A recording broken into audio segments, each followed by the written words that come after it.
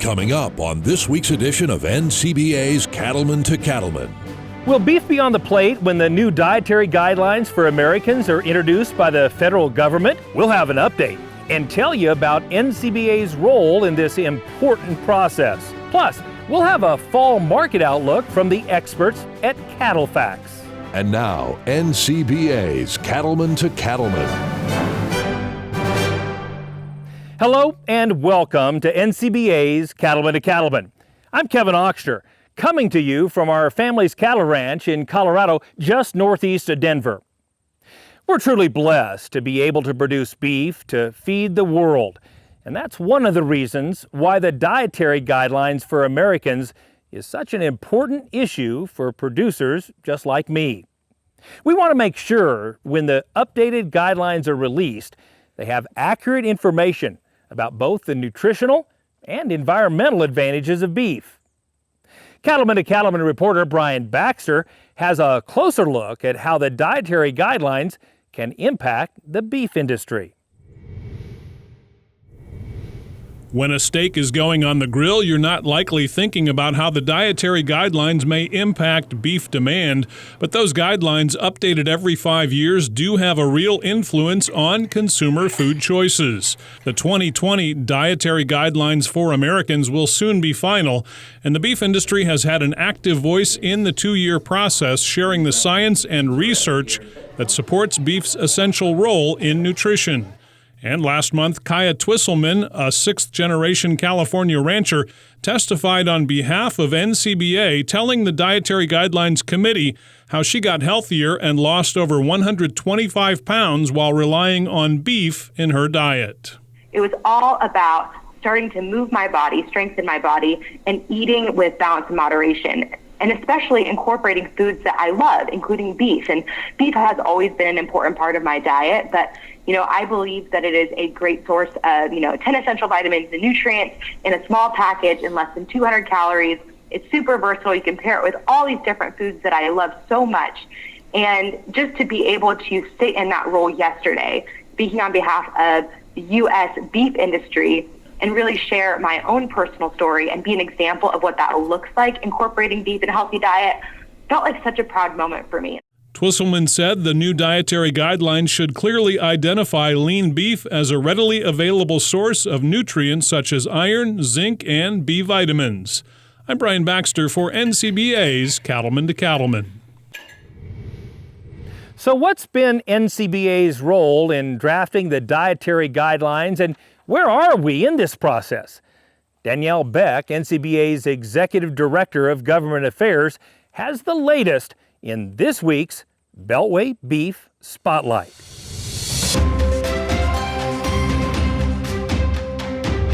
Ncba has been actively involved in the development of the 2020 Dietary Guidelines for Americans since day one. August 13th marked the final opportunity for the public to provide input on this Dietary Guidelines Advisory Committee's scientific report. USDA and HHS will now take all of the public comment they've received and work in conjunction with the Dietary Guidelines scientific report to develop these 2020 guidelines. Since day one, Ncba has been involved in this process, trying to preserve beef's role in a healthy diet.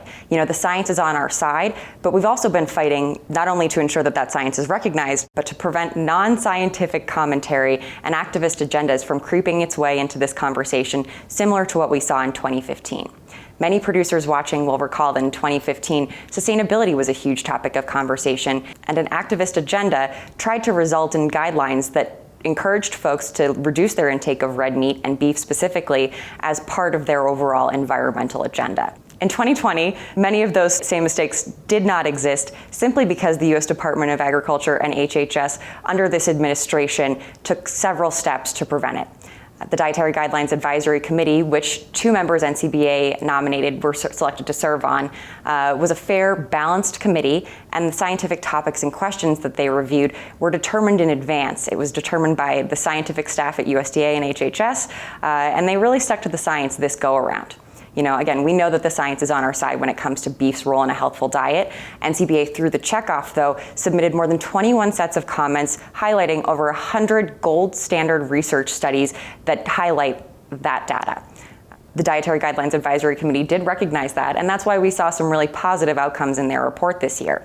For the first time ever, the DGAC looked at dietary recommendations for the birth to 24-month age range. That was influenced by the 2014 Farm Bill. The B to 24 recommendations also acknowledge that beef can be a food for health, especially in the early years, and we were very pleased to see that recognition.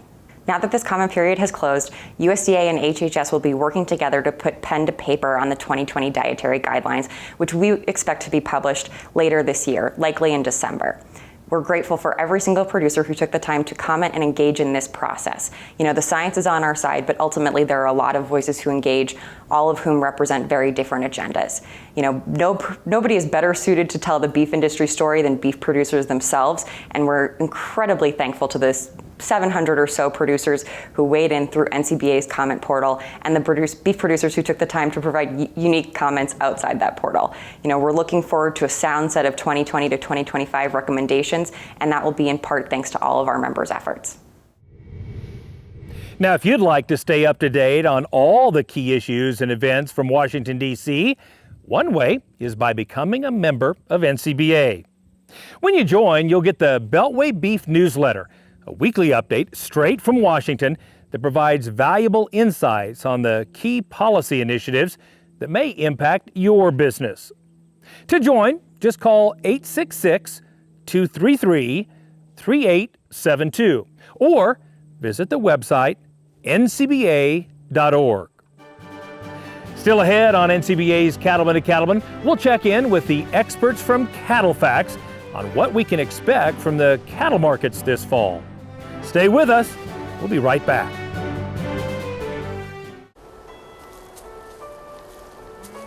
Weeds will rob me of my investments. The weeds are not palatable to cows. They will not eat them, or if they do eat them, some of them may be toxic. So there's a return on investment by allowing there to be more grass available to be grazed by the cattle.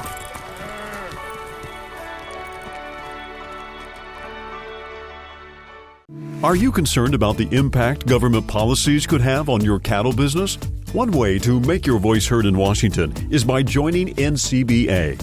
When you join, you'll have access to key policy updates and insights from Beltway Beef. It's the best way to hear directly from NCBA's DC team. Beltway Beef provides valuable policy information, and it's free for NCBA members. Stay in touch with Beltway Beef. Join now at ncba.org.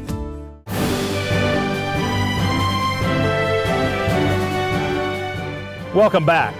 COVID-19 continues to impact every segment of the beef supply chain, from the pasture all the way to the consumer plate. Now, for a closer look at the situation, we turn to Troy Applehans with CattleFax.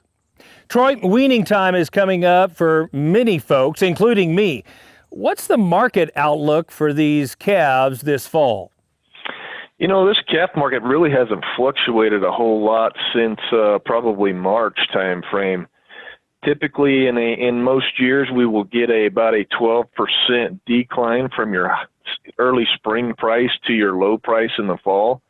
And obviously, this year's been quite a bit different in a lot of aspects, but we had a 174 high price, about 174, and this is based on a U.S. average 550-pound steer that occurred in February, which was a little bit earlier than normal, but as we all know, the events that occurred throughout the year right about that time declined prices pretty substantially. And we've already kind of priced in that 12% decline when we got calves down into kind of the low to mid 150s, and really kind of expecting a sideways pattern from now through the fall. Probably not going to see the typical big decline in values into the October timeframe that we typically see.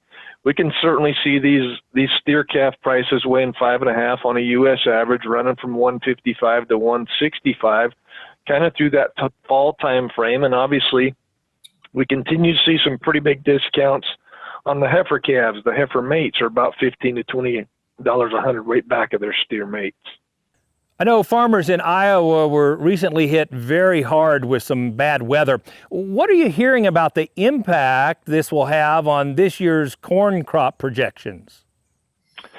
That was certainly a devastating event. 2020 continues to throw us a lot of curveballs, that's for sure. We certainly feel for those producers who endured that hardship. And the estimates have come in all over the place, Kevin, with regards to how much of the crop has been damaged. The estimates run anywhere from 50 million bushels to all the way to 300 million bushels. And I'm not sure anybody's got a really good estimate on that. Obviously, we have had the crop condition index for corn drop in the past couple of weeks due to heat and drought and those types of things. And so we've got a tremendous uncertainty regarding the corn crop going into harvest this fall. So how do you see that impacting cattle feeders? And specifically, what's the outlook for placements as we move into the fall? With regard to the placements into the fall, I mean, they're going to continue to be big. This past Cattle on Feed report indicated placements that were about 11% over a year ago and exceeded all the estimates. These big numbers will continue. You have to remember that we placed about 1 million fewer cattle than a year ago into feed yards from that February through May timeframe. Now, we've made up some ground since then, but there are quite a few yearlings still to come, at least through the end of September and likely into October as well. I think we'll have some relief will come due to a smaller calf crop of just over about 250,000 head this year. So not quite as many calves will be in the mix, which will ease the pressure on the placement pattern. But one major concern that we have at this point is obviously the drought in a large portion of the southern plains in the winter grazing regions. And if that grazing is severely limited, those calves will have to go somewhere, and it very well may be directly to the feed yard. Now, I've heard, Troy, that there's still a backlog of cattle caused by the plant close downs this last spring. How long is it going to be until we work through that? And is there a concern about carcass size or even the quality of those cattle going through these plants? The industry as a whole has done an excellent job of getting through the backlog, Kevin, of fed cattle. And just as importantly, cattle feeders have done a tremendous job of trying to manage through this burdensome supply as well. Our data indicates that, if current slaughter levels remain close to where they are, that the fed cattle supply will be close to or even below year-ago levels by October. Again, the 1 million fewer cattle than a year ago that were placed into feed yards from February to May created a hole in the place-to-get supply of fed cattle during this fall time frame, and it allowed the industry to catch up on the backlog supply. You did mention the carcass weights. I mean, they've been big all year. And we're at a time frame when carcass weights begin to move higher normally anyway. So we'll probably see a modest increase into the fall, and beef production is going to continue to be big, but thankfully so is demand. As far regarding the quality has been great as these cattle are big and grading tremendously well in the low 80% range of cattle that are grading choice or better. Naturally, when cattle are this big, however, we're going to tend to see more yield grade 4s and 5s in the mix. But we're producing the highest quality product for the consumer that we ever have. And this is obviously a testament to those involved in all the cattle and beef production segments. Troy, thanks again for your time. We really appreciate it. Yes, it's a pleasure to be with you all, and hopefully you have a tremendous fall, and these calf prices will go up. That's certainly what we need.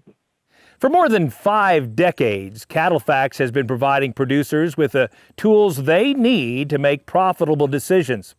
If you're looking for top-notch beef industry research, information, and analysis, then visit the website CattleFax.com. Still to come on Cattlemen to Cattlemen, we'll introduce you to a Virginia producer who's managing 2 businesses, one on a track and another in the field. That story when we return. Stay with us. Stressors that trigger bovine respiratory disease are all around. So when you spot BRD in your herd, Turn to Zuprevo, the fast that lasts. Zuprevo is rapidly absorbed in as little as 45 minutes and lasts up to 28 days. Because in the race against BRD, you need to win. Ready, set, Zuprevo. In case of human injection, seek immediate medical advice. For use in beef and non-lactating dairy cattle only. For prescribing information, talk to your veterinarian or visit Zuprevo.com. If you'd like to know more about NCBA's Cattlemen to Cattlemen and have an opportunity to support our effort to create valuable news, information, and education just for cattle producers, then check out our website, cattlementocattlemen.org.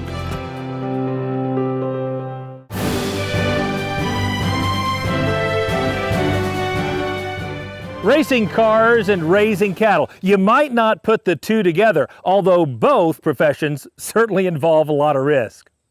Cattlemen to Cattlemen reporter Matt Fleck has the story of how a professional drag racer used to living in the fast lane balances the work of running his own cattle and hemp farming operation. For Matt Hagan, working on his home farm in Southwest Virginia is very different from his other full-time job. When he's not behind the wheel on a racetrack, Matt spends his days growing crops and taking care of his cattle. I got started in the cattle industry kind of by chance, I guess. You know, I kind of bought a place and 100 acres, and I was trying to sell a house and basically couldn't get, the market was really bad and couldn't get it sold. And I'd been around horses and stuff my whole life with my family, but never really any cattle or anything like that. And so this 100 acres, you know, I was basically kind of like, what am I going to do with it? It's going to get overgrown, you know, like, what do I need to do? And so I went out and bought 50 cows. And that being said, I am a first generation farmer. So to start up a farm was, you know, I had to go out and get loans and buy equipment and buy land and pay for fencing and all that kind of stuff. And everybody goes like, man, why would you do that? But like at the time it made sense for me because I had this raw land and I needed something to do with that. And then I just really fell in love with it. And I just really had it become a passion of mine. Matt's racing career also came about almost by chance as a family friend got him interested, but he worked hard and he's had success on the track, winning the NHRA Funny Car World Championship in 2011 and 2014, as well as many other event titles. So to explain to you guys what a fuel funny car is, it's 11,000 horsepower, it's 330 miles an hour, and it happens in under 4 seconds. So we pull about 6.5 Gs on a run and almost -7 Gs putting the parachutes out.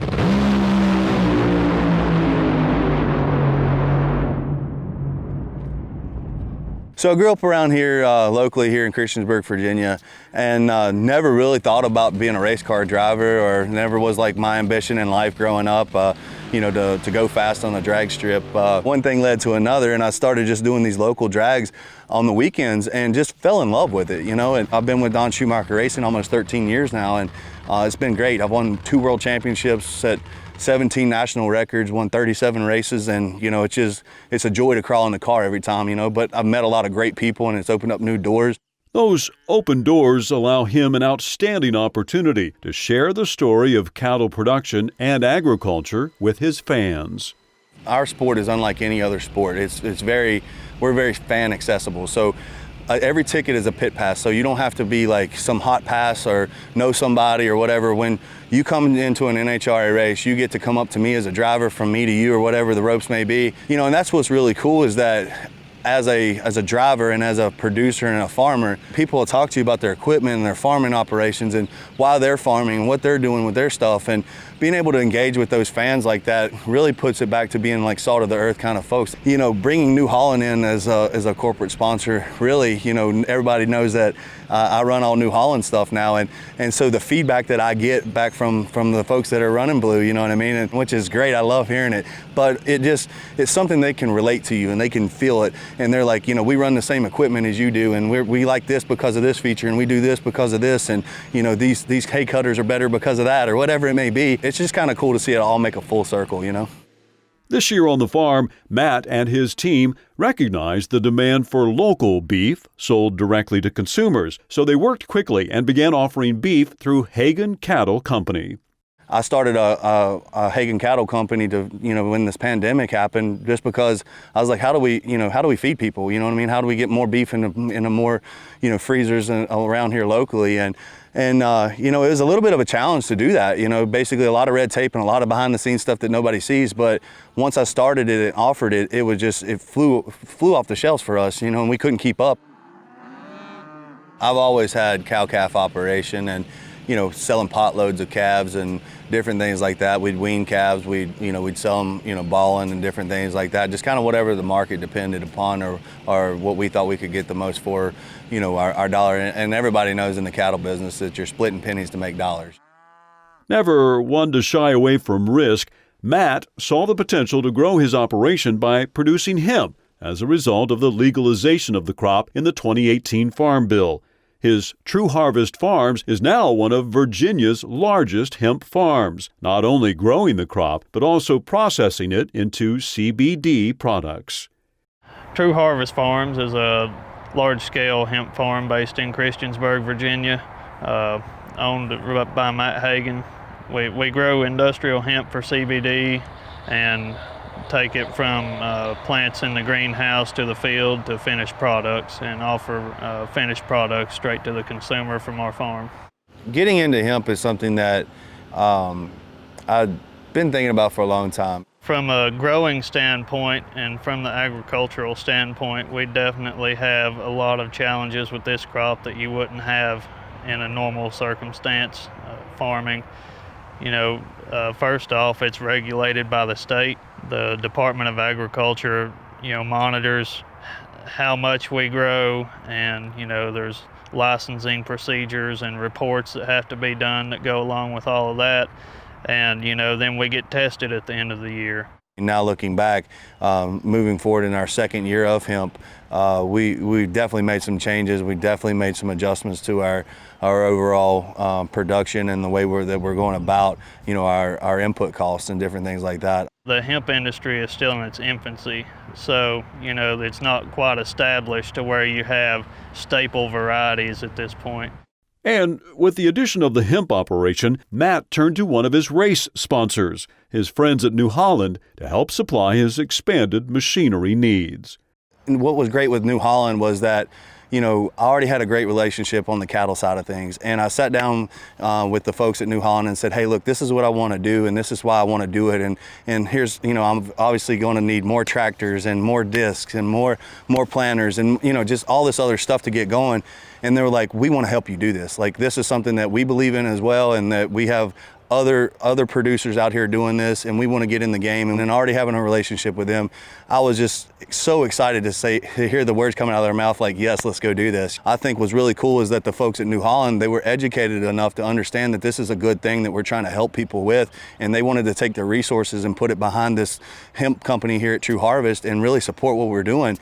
One of the world's leading drag racers, a cattle producer, and a hemp farmer. It's clear Matt Hagen is not slowing down a bit on the track or on the farm. In Southwest Virginia, I'm Matt Fleck, reporting for NCBA's Cattlemen to Cattlemen.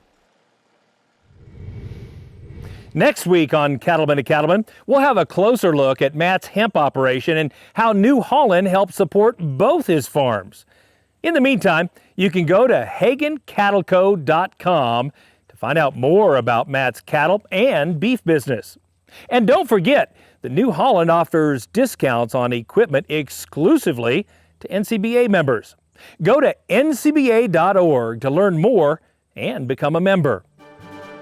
Still ahead on Cattlemen to Cattlemen, we'll tell you about some great online events where you can get valuable training to improve your cattle care. Stay with us. We'll be right back. They're here, they're hungry, and they can't be stopped with ivermectin alone.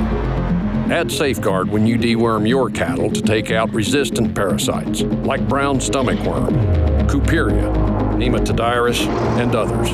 With 2 dewormers from 2 different classes, you can kill more resistant worms in your cattle, so you don't leave potential on the table. Consult your veterinarian for the diagnosis and treatment of parasitism, then bite back at safeguardworks.com. Join the National Cattlemen's Beef Association. NCBA is working every day to defend your interests in Washington, D.C., and there are big benefits to being a member. You'll get news you can use in the National Cattlemen and policy updates from Beltway Beef, plus big discounts from John Deere and more great partners. Join now. Call 866-233-3872 or sign up online at ncba.org.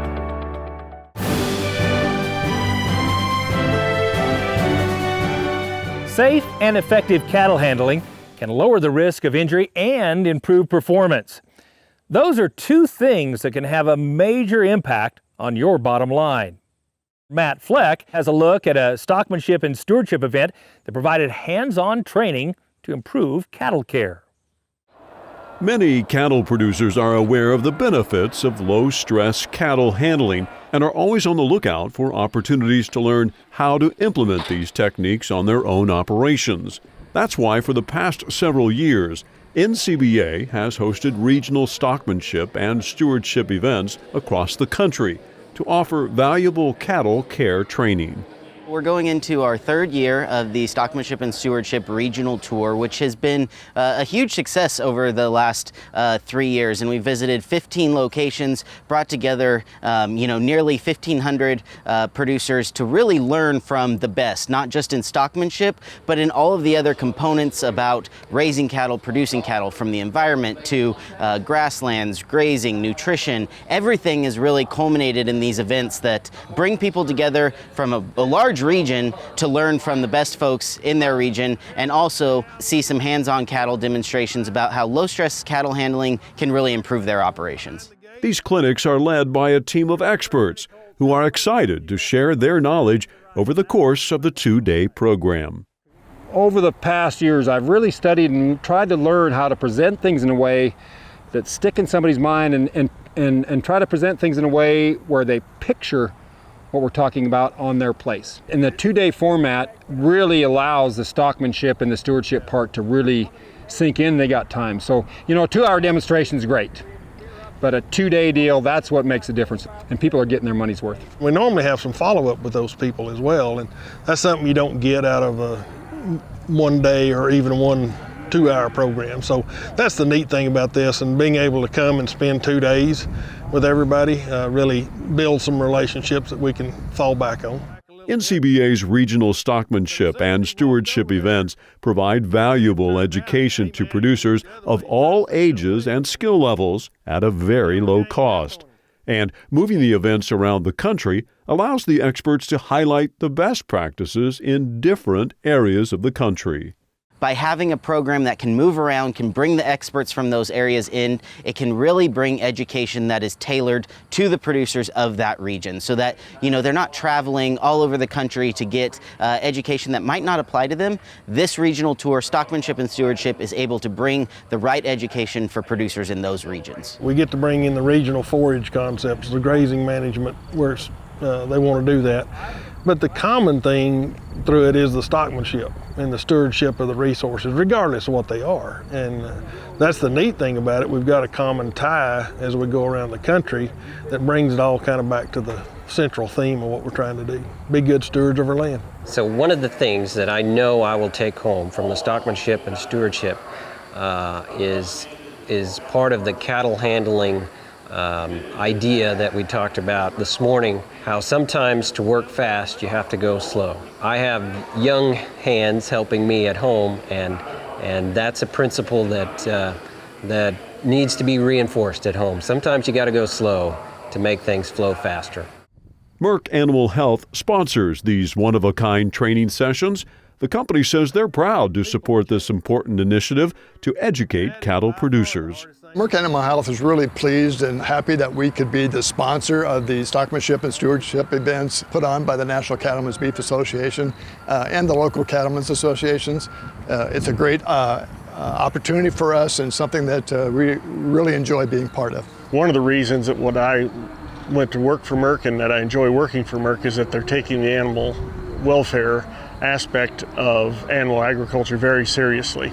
We should always be looking for the opportunity to do things better, but our consumer is looking for assurance that we are taking care of our livestock. And so it is so important that we promote the good animal husbandry, not only within the industry, but to our consumer as well. Additional support for the program is provided by the Chekhov-funded Beef Quality Assurance Program, and the BQA principles form the foundation for all of the lessons. To me, this is one of the best follow-ups to a BQA certification, where you go through the nuts and bolts of BQA and get that understanding. And we tie in genetics, we tie in animal health products, we tie in environmental stewardship. And really the big fourth component of BQA has always been animal handling and care. And so to me, stockmanship and stewardship is a vehicle we're delivering that message kind of full throttle around the country. The BQA program is great. I did it a couple of years ago in first getting into the operation, but being able to do it again and just refreshing, all of the procedures and things that are important in cattle handling, humanely treating that animal, proper way to give shots, and things like that is important so that we are doing well by the animal. So if you're looking for an educational experience unlike any other, be sure to visit a stockmanship and stewardship event near you. It's a great way to interact with like-minded producers who want to do what's best not only for their operations, but the entire beef industry. If stockmanship or stewardship or any type of event like this comes through your area, I would definitely encourage you to take a look at it, take a look at the agenda. Is anything interesting on there that maybe piques your interest or that you can learn a little bit more about, and give it a chance, because it can open a lot of doors for your operation. In this industry, we're always learning. It just never stops. There's always a new way of doing things that you haven't thought of, and you can pick those up here. I've been to 3 of these now just this year, and I learn something new every time. You're probably not going to come away from here being some sort of magical cattle handler, but you're going to learn some basic points on how to move cattle. Then you can take them home and apply them on your own operation. And I think the big advantage is the fellowship, the people you meet and the networking you do while you're here. It'll last forever. And then when like-minded people get like-minded ideas, things really grow. Reporting from Manhattan, Kansas, I'm Matt Fleck for NCBA's Cattlemen to Cattlemen. COVID-19 has forced the Stockmanship and Stewardship program to pause its in-person events. Instead, this fall, cattlemen and women can take part in high-quality virtual sessions with the cattle handling experts. Just visit stockmanshipandstewardship.org for details on all these can't-miss educational experiences. Still to come on Cattlemen to Cattlemen, we'll revisit a Shenandoah Valley farmer who's in tune with raising cattle and making music. Stay with us. We didn't just design the 6M tractors with you in mind. We designed them with you by our side. The new 6M tractors from John Deere, reimagined by you, for you. With improved visibility, better maneuverability, and more ways to customize, so you get everything you need and nothing you don't. Experience the new 6M at your local John Deere dealer.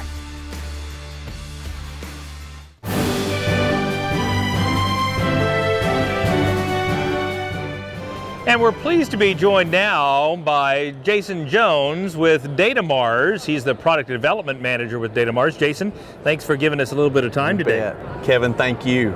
So tell us just a little bit about where we stand from an overall perspective in terms of traceability in this country. So the USDA earlier this year looked into traceability, decided to leave the program as it's always been, but did leave it on the table where we may come back and visit that, where we may incorporate RFID into a traceability program. But as of today, there are no changes. So what other forms of traceability really exist for our industry? So a lot of people start thinking about traceability and they're thinking about USDA tracing my animals. Right. There's a lot of other forms of traceability. There could be third-party traceability programs where you market your cattle. Yeah. You may want to enter them into a certain type of sale where you're verifying that they've had certain health protocols, right, or they meet certain criteria for marketing as private label beef.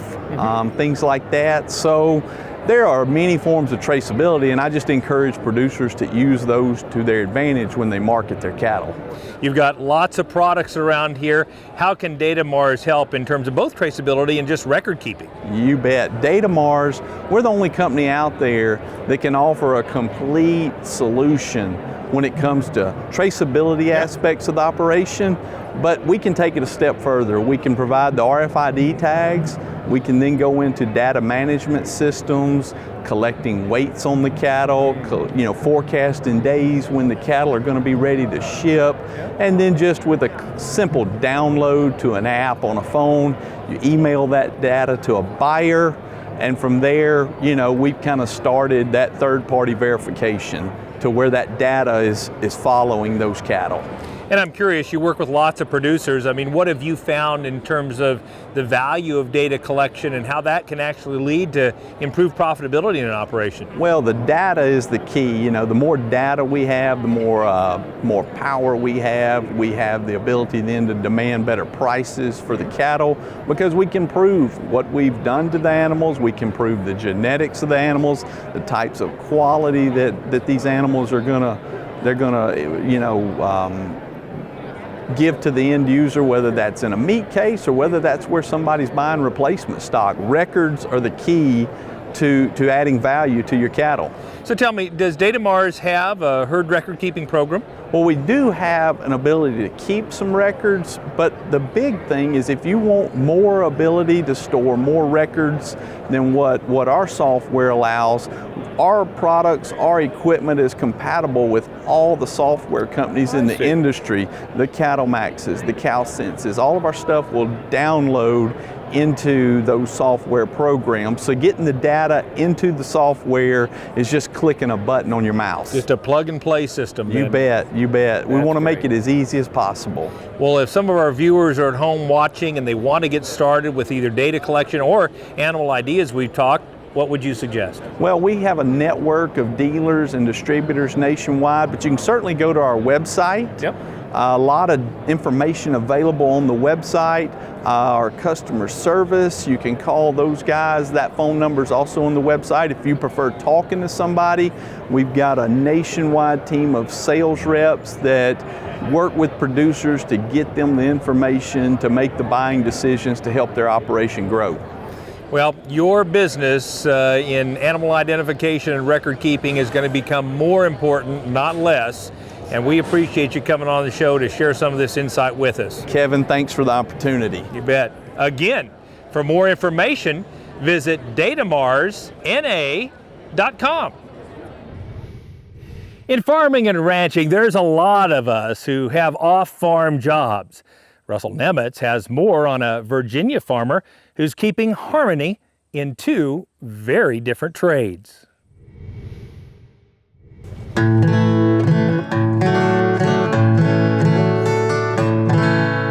I always wanted to write songs and I wanted to farm. So I moved to Tennessee and have been lucky, with a career there. And then was always planning on moving back. My folks still live in the house right there. And he farmed this until about he was 83. Did it. And then just couldn't really do it anymore. So we moved back here with the idea that I could do what I did from anywhere, right? The businesses are not dissimilar in that you're never gonna get rich. You invest all your money back into your businesses and you're more supporting your lifestyle than you are anything. It's a rainy morning in the Shenandoah Valley as Scott Miller gets his chores done. His love for the valley and his farm is obvious, and on this morning, even the weather can't dampen Scott's spirits. It is awesome because I put down my fertilizer last week, so I'm looking like a genius. And plus, we've been dry as we can be. This valley, its soil, its grass is an ideal place for cattle and has been. It was the breadbasket of the South in the Civil War, but that was mostly wheat, and everything around here was wheat. But as it switched over to cattle, this central location, everybody brought their cattle here. So it's just good grass and good grazing, and you can do it with low impact and a lot of cows per acre. Although Scott is currently dressed for farm chores, soon he'll shed the coveralls and be on stage performing his music live at the Hamilton in downtown Washington, D.C. His work boots, though, will stay on as he plays. I used to always joke in Nashville, I was like, I'm the only guy down here that has actual cow flop on his boots, you know? And I don't think anybody believed me. I get up here, I'll feed the bulls, check everything. Right now, of course, we're calving, so there's always that to deal with. There's always something that's got to be done. And I can get out of here probably about 10:30 or whatever, get back to the house, pack up. I can drive up, do that show, and then be back here early Sunday morning to repeat the process. Before returning to the farm, Scott built a career as a singer and songwriter, recording critically acclaimed albums and playing as many as 200 shows a year across the country and even in Europe. Now he's back home, but still writing and playing music. He's one man with 2 full-time jobs that can sometimes be tough to keep in tune. I see that all the time in interviews. They're like, Scott Miller, gentleman farmer. It's like, no. Gentleman farmer, somebody else does their work, right? No, this is me doing this. This past summer, we built a lot of cross fencing, and I built an alley through the woods behind you there so I can move these cattle from the back pasture and move them up here all by myself. The only problem with that is that nobody can see me do it. It's so awesome. But because before I'd have to call neighbors and get 4 or 5 people, and it almost was a 2-day process to get them back through the woods up here to this and then to get them in. So I built a number of wings where I can funnel them in and 2 different sorting pens. So it's just a matter of patience. I think sometimes farming by yourself may be akin to like not having a limb, where you can do everything, but it just takes a lot more effort and twice as long. And like so many other cattlemen these days, Scott is aiming to grow his cattle business. Man, I want to expand and get a few more cattle, more income. I've only got 200 acres, so I'm sort of limited. So I'm running a little over 60, and this past summer, now we did the NRCS where we came in, fenced off the woods, and I split some fields where I can graze a little more efficiently. So I'm hoping I can add another 10 or 15. So that's sort of, still trying to find that balance. During a break from chores, Scott picks up his guitar in front of the bullpen. His music often reflects his love of the farm and the history of his home area. Dear Sarah, I'm stuck on a train bound for Richmond. We marched down from Kernstown. You write what you know, and of course it's in me. I mean, I wouldn't say that I focus on it, but you can't help but where you grew up to have it affect you. And especially here. I mean, if you look, you could see the surroundings and the people here. And although the audience on the farm is not at all like the one that'll fill the room he'll perform in later, he appreciates these fans for the value they bring to his herd. They ran away, didn't they?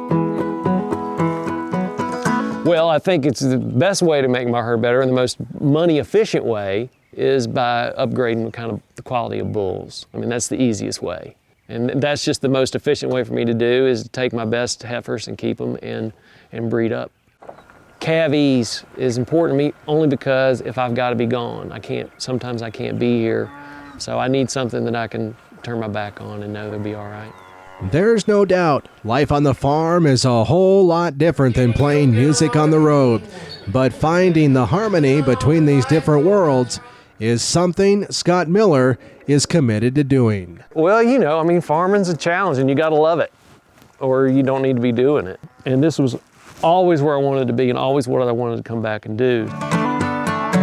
From the scenic Shenandoah Valley of Virginia, I'm Russell Nemets for NCBA's Cattlemen to Cattlemen.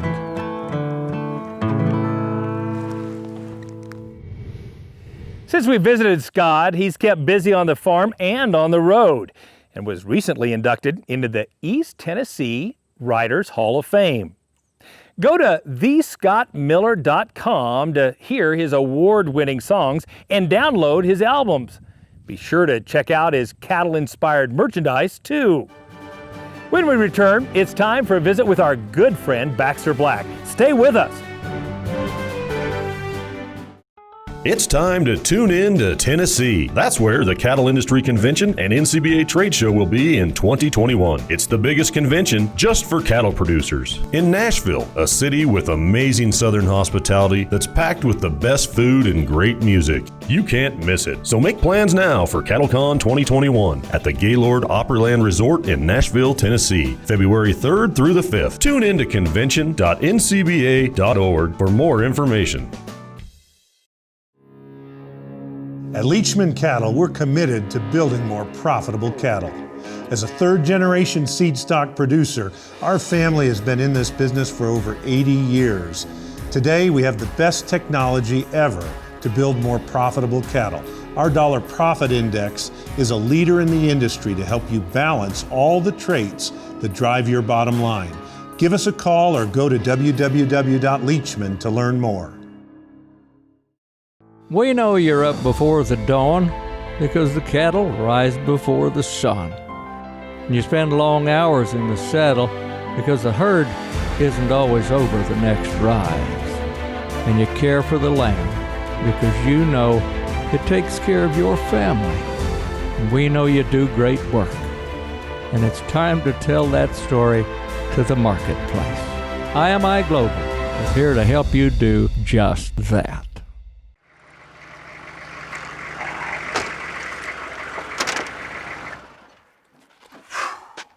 And the old man gave the orders.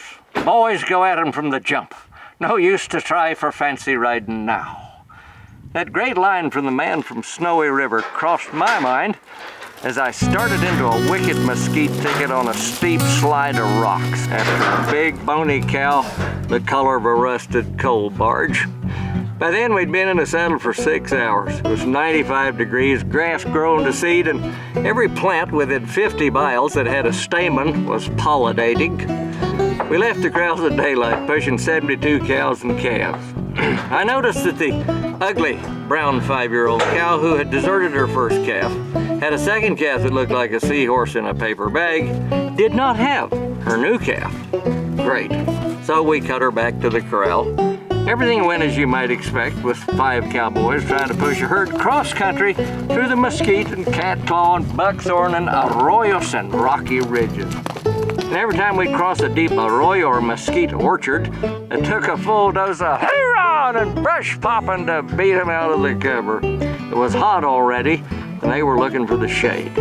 Well, at noon, we started them into some really rough country. Brand new to the cattle. I felt like Lewis and Clark.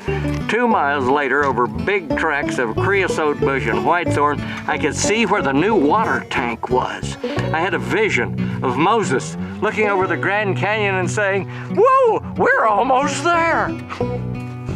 Well, it took an hour to drive the cows that last quarter mile, and that's when I noticed the ugly brown cow had jumped the corral fence and made the 8-mile trip with us, with no calf, of course.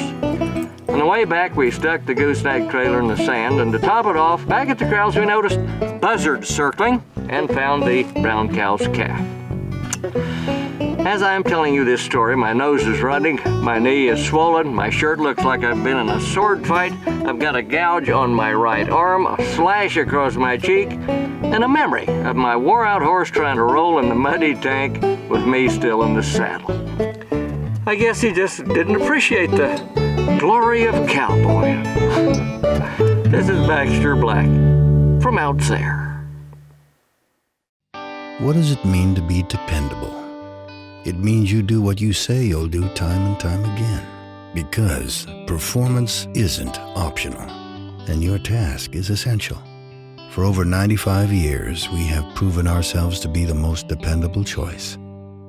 That's why the cattlemen of this great nation trust Ritchie to provide fresh water on demand. Ritchie, proud to be a partner to the American Cattlemen since 1921. Now a BQA tip from the Beef Quality Assurance Program.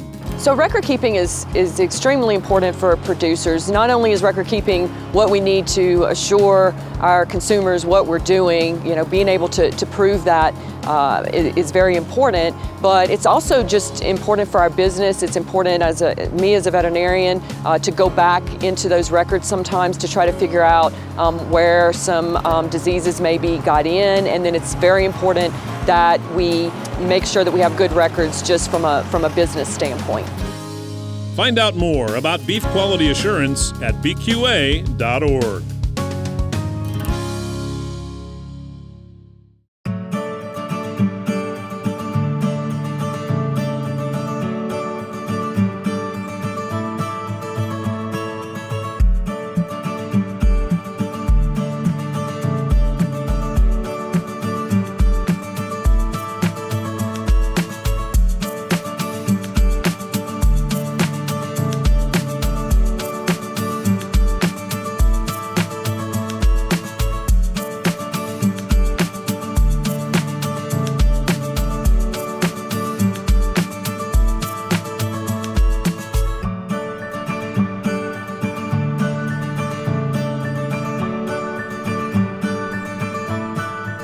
Do you have an upcoming production sale to advertise?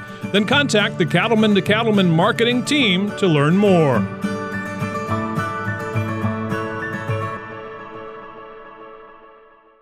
Each year, the Cattle Industry Convention and NCBA Trade Show is one of the highlights for thousands of cattlemen and women all across our country. It's a great environment for members of the beef industry to come together, network, learn, and create policy, and even to have a little fun. The 2021 event is scheduled for February 3rd through the 5th in Nashville, Tennessee. The NCBA meetings team is working hard to create a safe, responsible way for producers to come together and enjoy this legendary event. Registration and housing is open on October 9th. You can get all the details about this can't-miss event at the website convention.ncba.org. As you can see by looking at the hills behind me, we're suffering extraordinary drought here in northeastern Colorado, like so many of our fellow ranchers across the West. And that's made even more challenging with the hundreds of thousands of acres of wildfires that have consumed so much range and pasture land from here all the way to California. Please know our thoughts and prayers are with you all as you deal with yet another challenge in what's become a historic year. Well, that wraps up this edition of NCBA's Cattlemen to Cattlemen. Thanks so much for spending time with us. We'll see you again next week, right here on RFD TV.